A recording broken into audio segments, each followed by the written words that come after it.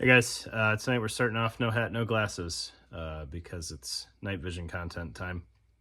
Taking a look at the Tracer Tactical Skull Crusher night vision harness, however you want to refer to it. It doesn't crush your skull too much, but there is a lot of adjustment and a lot of setup time that goes into this product. So I'll get on the table. I'm not going to take it all the way apart or show you how to put it all the way together because Tracer has that content on his channel that walks you through the setup pretty well. But I will give you a little bit of my experience with it and putting it together because it differed a little bit from, I don't want to say the convenience of his walkthrough, but kind of the final layout and where some of the straps can go if you don't want to cut straps and don't want to tape it and potentially add some bulk or hot spots places. So let's get on the table and take a look. All right, so looking at the Tracer Tactical night vision harness, I did just check the website, and I believe if you buy the bundle, you get this setup right here. Not 100% on the chin strap. That was a later edition, so when I got it, it was marked as a separate item, but I do think you get one with the bundle now. You also get the rear counterweight adapter, which is kind of separate but equal from the rest of it, so you don't necessarily need that, especially if you have the chin strap. You can just run the main harness here and not have this, but I don't think it hurts anything having it on there. So when Tracer sent this to me, he sent this shroud, and I don't remember exactly which shroud this is. However, I think it shows a good point in that the shroud that you choose does have some impact on how this thing eventually sits. And this one actually, even though it looks like a flaw, it kind of helped in sizing. So you can see that the edge of the shroud kind of interferes with the path of the webbing there, which ended up working out really well because it put some tension on the webbing. So as I was sizing everything, I could start it loose and then put it on my noggin and pull the webbing. And before I had it in any tri-glides or routed through any of the passages or anything like that, this little snag there helped put some tension on it and kind of hold everything in place. And you can see, like, it's not actually a problem because it's really not pinching that webbing, but when it's sitting there, it's on the webbing. Other shrouds may cover the webbing a little bit more, may cover the webbing a little bit less. Either way, it's not causing any problems. Right? Like I said in the intro, Tracer has a really good video that shows how to put this together and make it pretty painless, even though when you get it, like, most of these pieces are separate and it's a little intimidating. He guides you through the process, and I think his video is about 12 minutes long, which, if everything lines up right the first time, is about as long as it takes to set this up. Mine, however, did not line up quite right. I have kind of a tall, narrow head, so I had to kind of take out slack a couple of different times. So where that slack comes into play is this tri-glide here that kind of ties everything in at the back. In his intro video, it kind of sits. He shows you how to put it basically as loose as it gets. So I started there, and while the harness fit fine, the counterweight adapter had a lot of slack in it. You can kind of tell when this is not on my head, it has kind of this, it's not tight to the rest of the harness here. Like, see that little bit of slack there? The harness has an elastic piece in it. The counterweight adapter does not. So when you put that on your head, it ends up stretching and kind of laying in line with each other. But there's only so much tension you can take out of or tension you can add to the counterweight adapter when it feeds into this tri-glide. So you can see if it's butted up here where the counterweight adapter starts to flare out, That's as tight as I can get it. So I had to move the tri-glide progressively closer and closer to the front of my head. And then in doing that, it ended up pushing the available attachment points for my chin strap further forward. Now I will say, with the chin strap as far forward as it could possibly mount, I guess you could put it on here if you wanted to be super obnoxious. But where it is kind of the farthest forward you would want to go with it.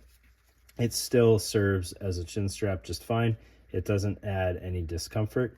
However, what I did notice is with my glasses, things started to kind of compete for space. The arms on my glasses ended up getting kind of right under this point. So I would definitely recommend, if you don't need prescription glasses and you just want eye pro, to look into like the Smith bungee cord ones, so that you can tie those somewhere on the back of your harness and just kind of drop them into place. Or use and I've never tried this because I don't have prescription ones, but use the Smith regulators. I think they're the regulators, with like a bungee attachment around the back of your head as opposed to tied to your helmet like they're typically designed to be used. So you'd probably have to get some longer shot cord or something like that. And then just wear them kind of as an armless eye pro. All right, so that was kind of the things there that were a little bit different for me. And then just the other puzzle that you're going to have is kind of policing up some straps. You can cut the straps, you can tape the straps. I found that the counterweight adapter, I just ended up routing it back on itself, and that policed up those straps just fine.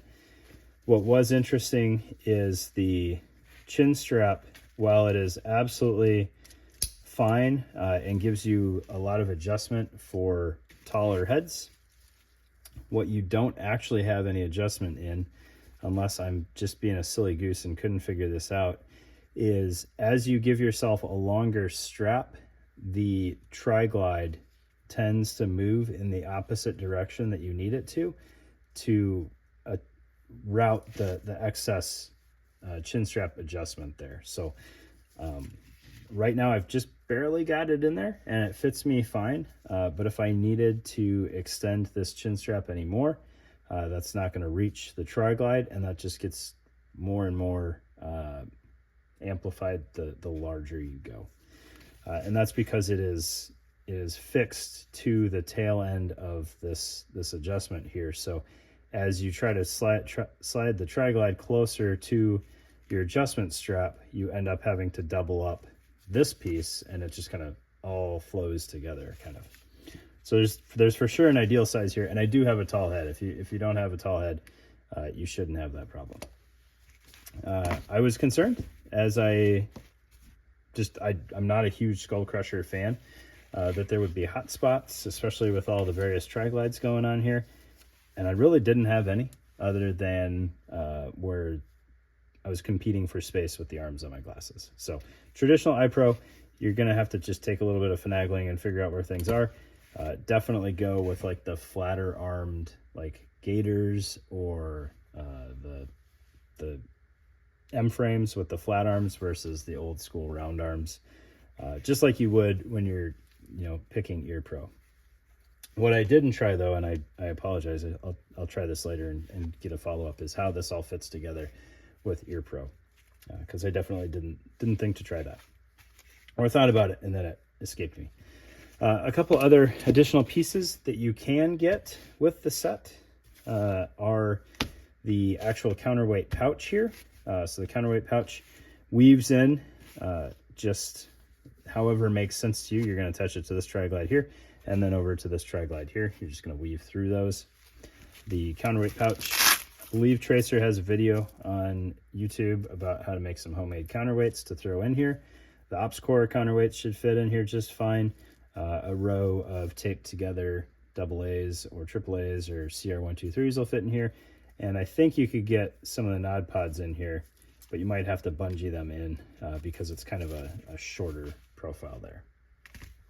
So that is the actual counterweight pouch, which is an add-on. And then there's the PVS 31 battery pack adapter or retention adapter. He explains how to install this in the same setup video, and I don't have a PVS 31 battery pack, so I don't want to waste your time with that. It is very, very straightforward once you watch the video, and it just holds your PVS 31 battery pack straight to your counterweight adapter, and then just kind of acts as retention, positive retention on that versus just the Velcro. Same thing with this counterweight. You have the Velcro to attach it, and then this is just for redundancy to keep it there. And then the last piece, and I didn't need to try this because I have the chin strap, and I plan on using a counterweight, is the Precore kind of tensioning device. I don't know that Tracer has a video on how to do anything with this or explains it on the website, but once I had this all put together, it absolutely made more sense. So with the back of the harness being elastic, if you're not using a counterweight, what this does is it's all fixed webbing, and you are able to attach that just like you would this counterweight adapter, and then you can take up tension with the fixed webbing so that your elastic isn't allowing this to move around more than you would like. I tried it. I ran around with it. I was testing some lasers that I thought I had that were broken with these. I think these are Adams Industries Anvis shroud. I don't know. I don't remember what this is called anymore. But like the ruggedized Anvis. So it's not overly light, and then a G24 on there, and it was surprisingly stable. I didn't have any issues with it. If I having not tried EarPro with it, if you were just using it for nods to do looking at night stuff and not necessarily shooting, it would be great for that. Very comfortable. And then even more so than like a Cry nightcap, I mean, it takes up almost no space. You throw that in just about any utility pouch that you had, probably even with the nods in there. I mean, you can see that's a pretty small package all told, to cart around. The mount ends up being kind of the bulkiest piece of it, which is typically true. With them flipped up, it wasn't quite as ideal, so I definitely wouldn't want to do long movements wearing this with night vision goggles stowed. But if you're wearing them and the height's down, it's not, on the top of your head where this thing's kind of least stable, then everything was great. So if you haven't looked at one of these, go check out the website, see what it's about. I think cost wise it's on par, I think, with the Cry nightcap. There's definitely more expensive options out there, like the Raptor Tactical, and then there's cheaper options like the old school Skull Crusher. But the real win here compared to the Skull Crusher is, one, it's not a giant metal piece of crap, and two, it's not a giant metal piece of crap that is really hard to stow places. So there you go. Appreciate your time, guys.